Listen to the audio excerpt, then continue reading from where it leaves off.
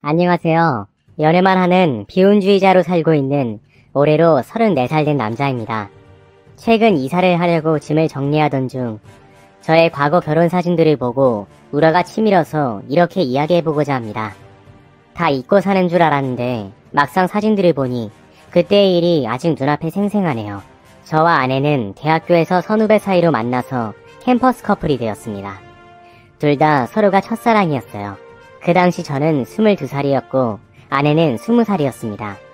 사귀고 1년 뒤 제가 군대를 가야 해서 헤어지자고 했더니 끝까지 저를 기다린다고 울면서 매달리던 지고지순한 여자였습니다.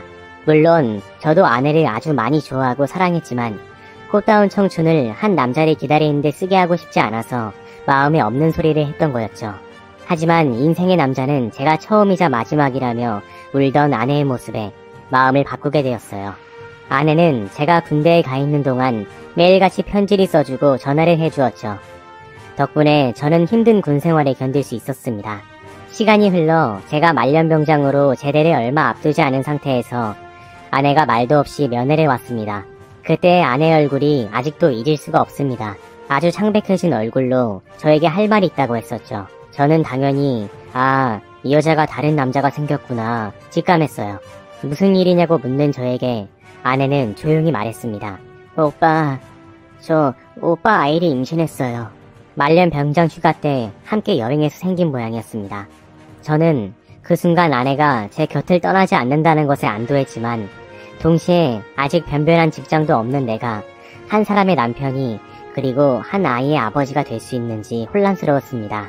하지만 저희는 서로를 너무나도 사랑하고 믿고 있었기에 제대 후 결혼하기로 약속했죠. 그때 아내의 나이가 24살 갓 대학을 졸업했었고 저는 무지개 26살이었습니다. 양가 부모님의 반대가 심했지만 저희는 혼인신고를 먼저 하고 같이 살기 시작했습니다. 둘이 함께여서 행복했지만 현실은 녹록지 않았습니다. 월세는커녕 전기료와 가스비가 밀려서 끊기게 일쑤였죠. 그러던 어느 날 밤 아내가 자고 있던 저를 깨웠습니다. 오빠 일어나봐. 나 배가 너무 아파. 아기가 나오려고 하는 것 같아. 빨리 일어나봐. 아기가 7개월 정도 되었던 그날 밤 결국 유산을 해버리고 말았죠. 하늘이 무너지는 것 같았습니다. 그렇지만 어쩔 수 없는 일이었죠. 밤새 부둥켜 안고 울었습니다. 저희는 아이는 또 가지면 된다고 서로를 위로하면서 다독여 주었습니다. 이후 저와 아내는 서로 직장을 구하고 자리 잡는 데 우선 노력하였습니다. 그렇게 반대만 하시던 양가 부모님들도 열심히 사는 저희들의 모습에 저희의 관계를 인정해주고 가족으로 받아주셨습니다. 몇 년이 흐른 뒤 제가 용기 내서 아내에게 말했습니다. 여보, 우리 이제 서로 직장도 갖게 되었고 자리도 잡았으니 아이 가지는 게 어때? 아내는 제가 이렇게 말해주기를 기다렸다며 함께 노력해보자고 말하였어요. 저는 저밖에 모르는 아내의 맑은 눈을 닮은 딸아이를 꼭 갖고 싶었어요. 제 모든 걸 바쳐서 사랑해주고 지켜주고 싶었습니다. 하지만 아이는 정말 하늘의 뜻에 달려있는 걸까요? 노력하지 않아도 덜컥 생겼던 아이였는데 이렇게 간절히 원하게 되니 생길 기미가 보이지 않았어요. 무려 5년이나 저희는 노력했습니다. 아내는 본인이 유산했을 때 몸에 문제가 생겨서 아이가 안 생기는 건 아닐지 스스로를 자책하기도 했죠. 여러 날 자책하더니 대뜸 저에게 기분 좋은 웃음을 지으면서 이런 말을 했습니다. 여보, 내가 병원에 가서 검사를 받아봤는데 아이 가지는데 전혀 문제가 없이 건강한 몸이래. 우리 좀 또한 더 노력해보자.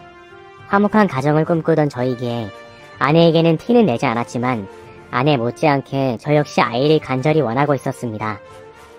나이가 점점 들수록 부모님도 손자가 갖고 싶다고 자꾸만 이야기하셨죠. 주변에서 혹시 불임 아니냐고 걱정하는 지인들도 생겼죠. 그러던 어느 날 친한 친구를 만나서 술을 한잔하자고 헌심탄회하게 이야기를 했습니다. 아이가 갖고 싶다고, 하지만 5년째 생기지 않는다고 말이죠. 그랬더니 친구가 아내가 산부인과 검사를 해서 이상이 없다고 나왔다면 너도 한번 검사를 받아보는 게 어때? 여자가 이상 없이도 남자한테 문제 있는 경우도 50%거든. 넌지시 말하더군요. 저는 병원에 가서 검사하는 게 꺼려졌지만 혹시라도 내가 문제 있는 건 아닐까 하는 마음에 용기 내 비뇨기과에 가보았습니다. 민망한 검사를 마치고 며칠 있다가 결과를 듣기 위해 의사를 만나러 갔죠. 그런데 의사 선생님이 생각지도 못한 말씀을 하시는 겁니다. 이런 말씀을 드리기 좀 그렇지만 무정자증입니다. 정액에 정자가 하나도 없습니다. 치가 말랐어요. 이럴 경우 아무리 노력해도 아이를 가질 수 없어요. 네? 그게 무슨 말씀이세요? 저는 예전에 한번 아이를 가진 적이 있어요. 제 아이를요. 후천적으로도 무전자증이 될 수 있어요. 선천적인 경우가 대부분이지만 임신을 시킨 적이 있다고 하시니 후천적인 요인인가 봅니다. 예전엔 어땠을지 모르지만 지금 상황으로 봐서는 임신 가능성 0%입니다. 불임이라는 말씀입니다. 시험관 시술도 불가능합니다. 병원에 나서면서 아내도 저만큼이나 아이를 원하고 있었기 때문에 이 이야기를 어떻게 해야 하나 걱정하고 있었죠. 아내를 닮은 예쁜 아이를 낳을 수 없다니, 내가 무정자증이라니 내 몸이 원망스러웠습니다. 결혼 전 가졌던 아이가 저의 마지막 씨앗이었던 셈이었죠. 집으로 돌아가서 아내에게 사실을 말했습니다. 미안해. 임신하지 못하는 이유는 내가 무정자증이라서 그래. 당신한테 문제가 있는 게 아니야. 내가 고자였던 거야. 미안해. 이 말을 하고 저는 하염없이 울었습니다. 아내는 이내 표정이 굳어지더니 아무 말 없이 저를 바라만 보고 있었죠. 그땐 아내도 너무 놀라서 그런 표정을 짓고 아무 말도 못한 것으로 생각했는데 지금 생각해보면 너무 당황한 표정이었던 것 같습니다.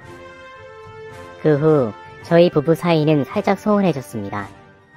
부부관계는 거의 하지 않았고 웃으며 이야기하기는커녕 눈 마주치고 밥 먹는 시간도 줄었죠. 저는 다 제 탓인 것만 같았습니다. 아내가 자식을 갖지 못해서 기분이 우울한 줄로만 알았죠. 아내는 평소와 다르게 먹는 걸로 스트레스를 푸는 것 같았습니다.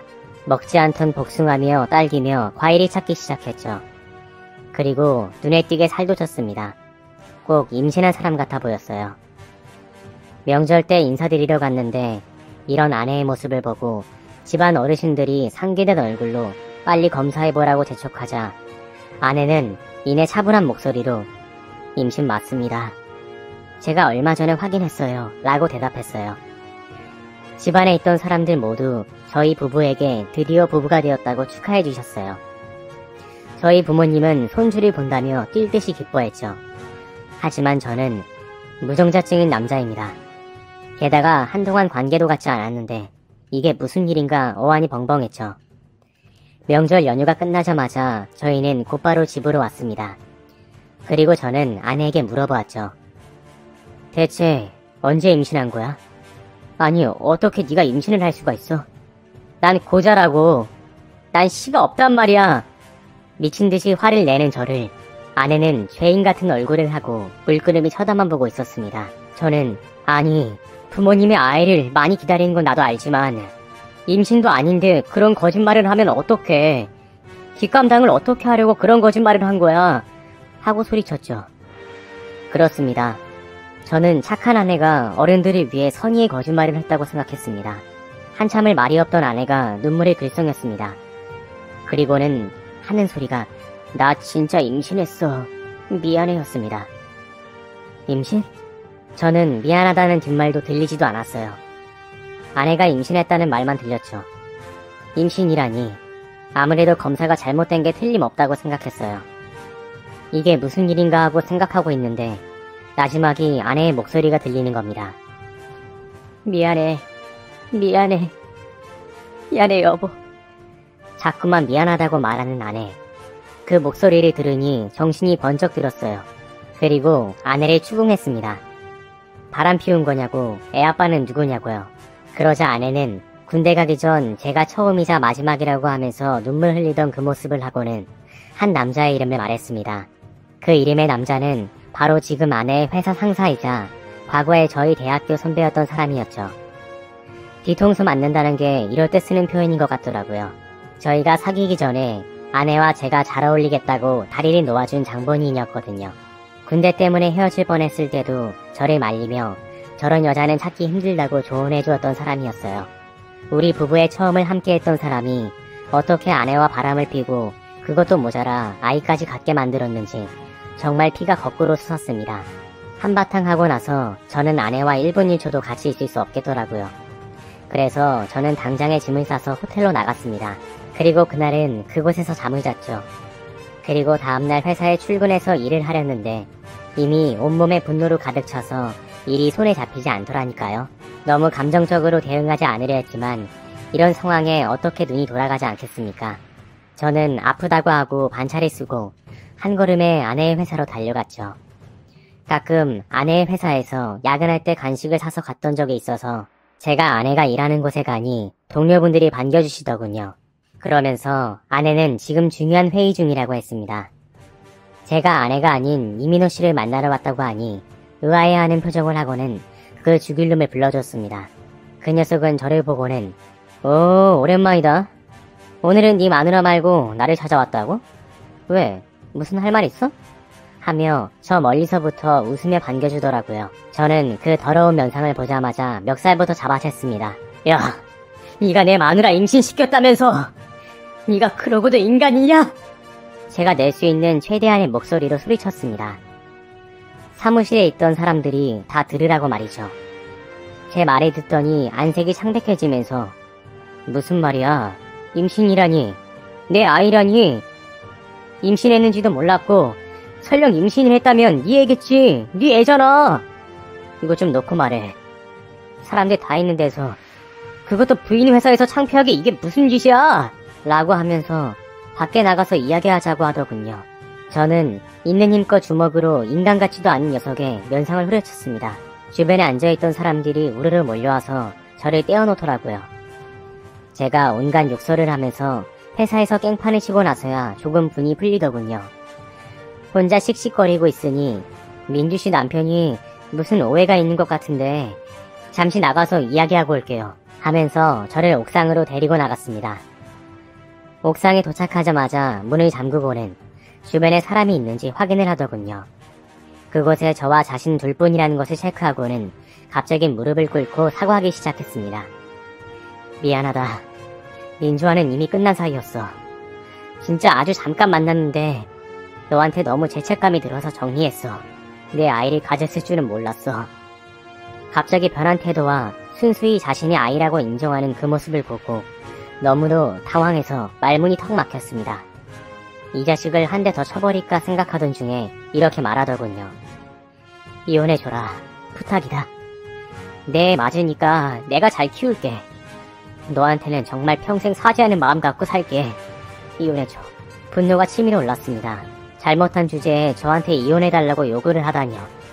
하지만 잠시 생각해보니 이혼하는 게 저한테 최선이라는 생각이 드는 겁니다. 저는 더 이상 아내와 한 침대에서 같이 이불을 덮고 살 수 없었거든요. 게다가 뱃속에 아이를 줄 수도 없었고 그렇다고 제가 키울 수도 없는 노릇이었습니다. 이렇게 아이의 아빠가 자신의 다 책임을 진다고 하니 그게 맞는 것 같았습니다. 하지만 저도 더 이상의 손해를 볼 수는 없었습니다.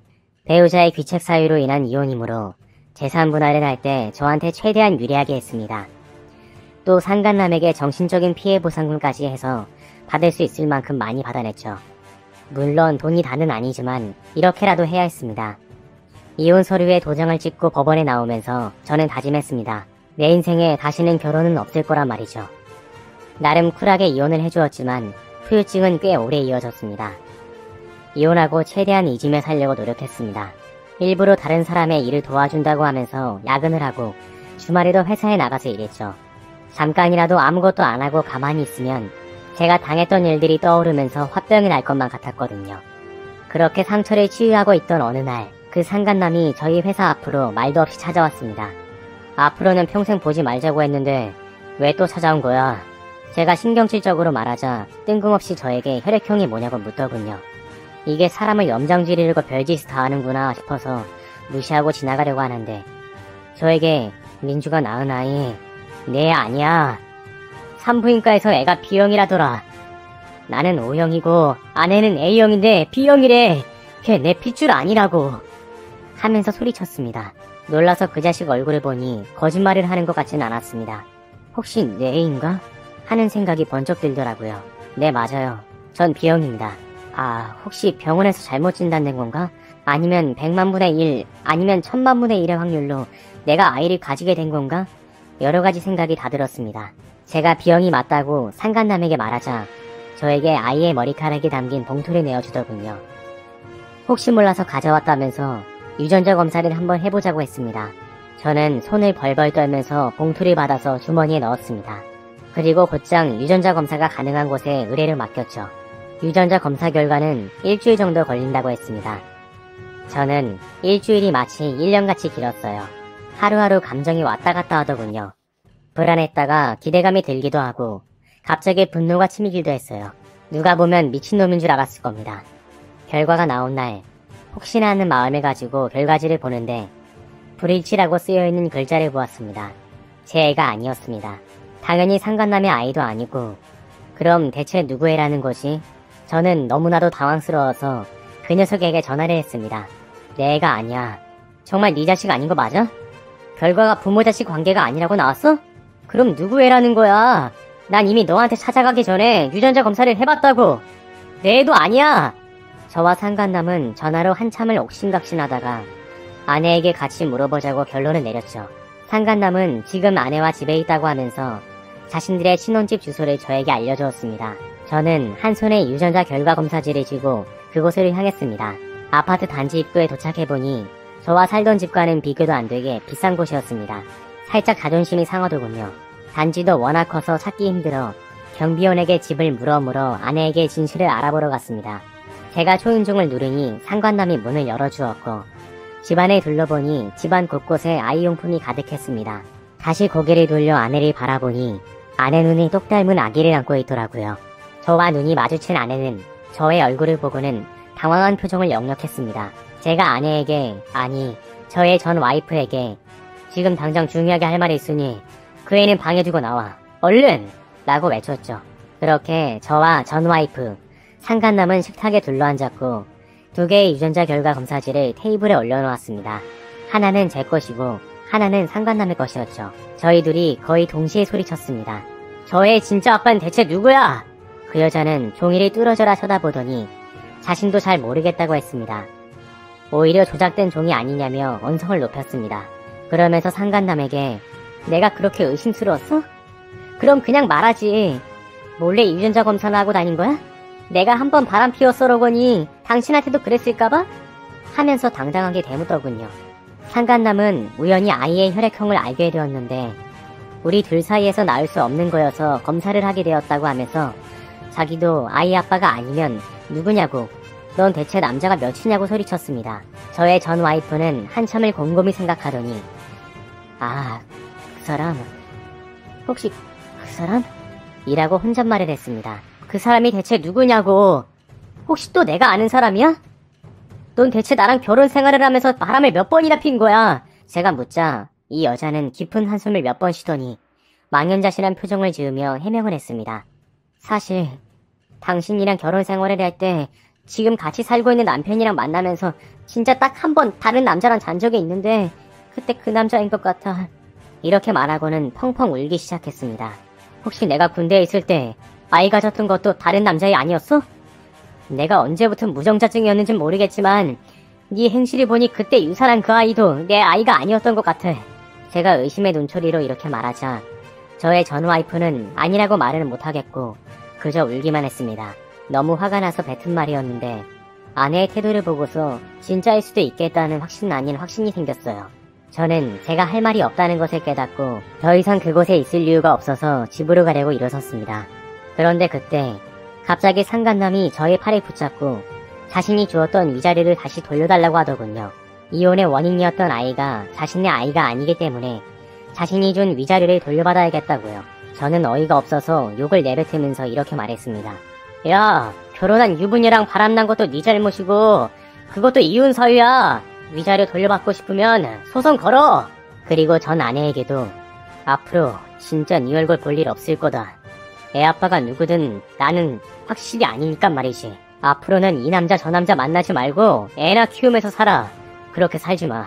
그러다가 애가 너 닮아. 이혼한 후로 마음을 추스리지 못하였는데 이런 어이없는 일을 겪고 나니 그간 가지고 있던 추억에 대한 좋았던 기억마저 다 사라져버리고 오히려 마음이 편해졌습니다. 하지만 절대 바뀌지 않은 게 있으니 그건 제가 이혼 도장을 찍고 나오면서 생각했던 앞으로 내 인생에 더 이상의 결혼은 없다. 입니다. 이 한 문장에 마음을 새기고 저는 그냥 연애만 하면서 재밌게 살고 있습니다. 여러분은 절대 첫사랑이랑 결혼하지 마세요. 첫사랑은 절대 이루어지지